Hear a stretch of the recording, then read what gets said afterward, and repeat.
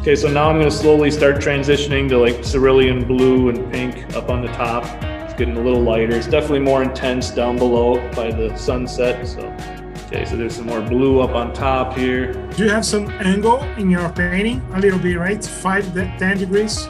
Just a little bit, yeah, maybe exactly. Yeah, like 5-10 degrees. Is it okay if I take like a 5-minute break in a little?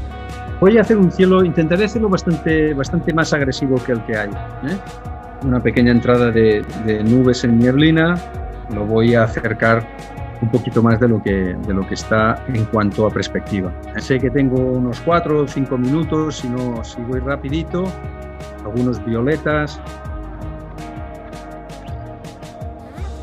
Molhaste tudo, até embaixo, César.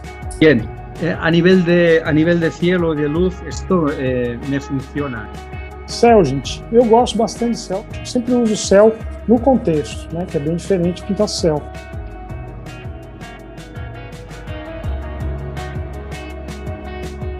Vejam que eu não molho muito papel, isso é a forma como eu trabalho. Esse céu aqui, ele tem drama, e eu quero esse drama aqui. Não vou mexer mais muito, tá? Pronto aqui.